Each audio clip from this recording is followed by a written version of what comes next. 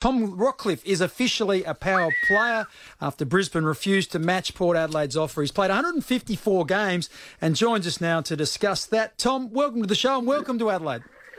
Hey, how you going, guys? Thank you. Yeah, we're really looking forward to it. Great. We're looking forward to it as well. Hey, let's start with the decision you had to make first and foremost. That was to leave Brisbane. You've been there a number of years. Was that a difficult one?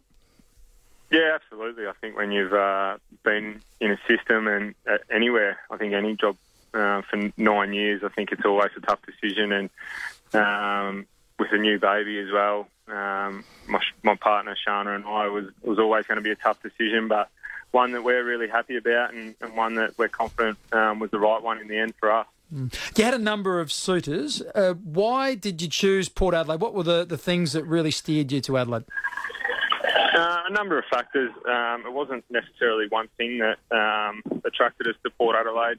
In the end, a little bit of security, obviously, with the family. That's the most important thing. So to get a four years, where we were really excited by, and they seem like a really good family club, and they're obviously pretty well situated at the moment. They've obviously played finals this year. Obviously, they were a little bit disappointed with how it finished, but I think any time you play at Port Adelaide Oval and playing in Brisbane for so many years, you're sort of out of the AFL spotlight a little bit. So to get over there and play home games at Adelaide Oval in front of 50,000, and there's no more passionate supporters than Port Adelaide supporters. I've been on the other end of it, so I can't wait to be on the good side of them over there. So there was, as I said, a number of factors that went into the decision, and spoke to a few people that lived in Adelaide and decided that was the best spot for us to move as a family, and hopefully for footy reasons as well.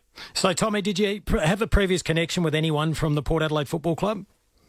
Oh, I know a few of the guys, only through like the international rules and so on, but throughout the process, I felt like I got on really well with Ken Hinkley, and he seems like a very good coach, pretty upfront and honest, and obviously being from Camperdown in country Victoria, I'm a country boy myself. I think we built a relationship in those couple of meetings, and Travis spoke, obviously spent a little bit of time with him in the lead up, and they sort of probably got me over the line in the end when I came over to do my medical and talked me through their position and where they see themselves as a football club, and hopefully what I can bring to them as a group.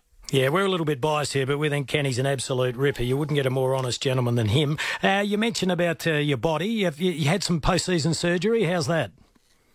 Yeah, the shoulders getting there. I'm only sort of 3 weeks post-op, so obviously I'll be a little bit modified before Christmas and into the new year, but confident that I'll be ready for round one and when the games roll around. So there's not much you can do from a rehab point of view at the moment, but at this stage, everything went well in the surgery. Now, you're not going to get porky, are you, Tommy? Now, you had your weight critiqued a few times before. No, I don't think so. It's always something that I've got to look at and manage throughout my career. And so it's genuinely been a problem, has it? I know there was a bit of scrutiny 1 year, but have you struggled with your weight right throughout your career?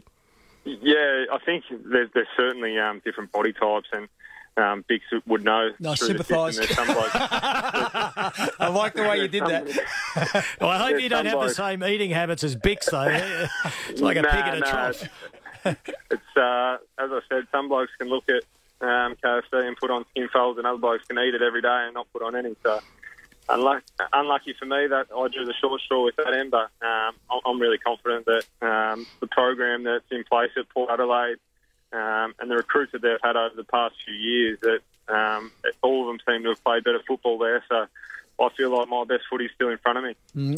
Look, I guess you're known as a great player around stoppage. You must be licking your lips at the thought of doing some work to Paddy Ryder as well. We know he had a sensational year this year. And the fact that often when you're in really good form at Brisbane, you attract the best, sort of stopping player against you. With Port Adelaide, with the deep midfield that they have, you may get a bit less attention in that area as well.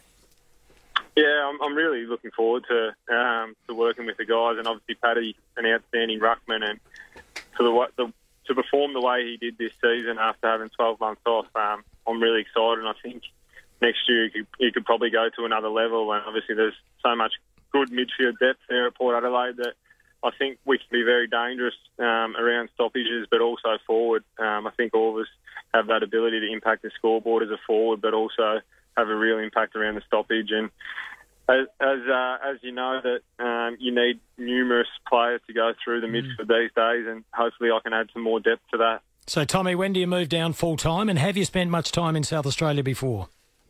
No, I haven't spent a great deal of time down there. I think the boys return towards the back end of November, so I'll try and get there in the middle of November. Obviously, a few things to tidy up here before we move down, and hopefully find somewhere to live before we get down there.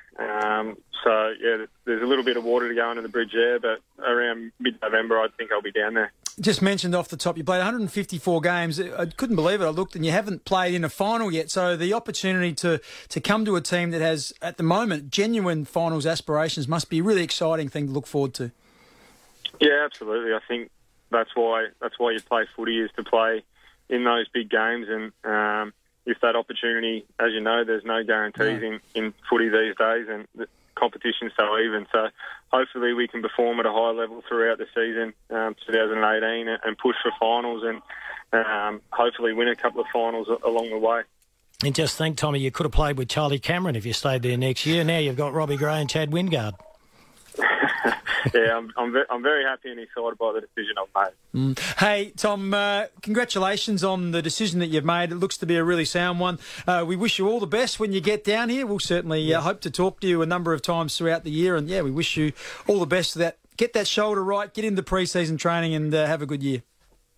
Thanks for that, guys. There we go. Good on you, Tommy. Tom Rockliff. I'm not known for my outlandish comments, Bix, but he'll win the BNF next year. Oh, come on.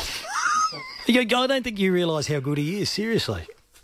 Well, he is a gun. I know. Oh, look, he's a very good player. This is what I will say though. When you're at Brisbane and you're the number one midfielder, you will be in the slot to receive a lot of stoppages. Now, at one stage, before he got injured, he was leading the AFL stoppage count by a long way, daylight second.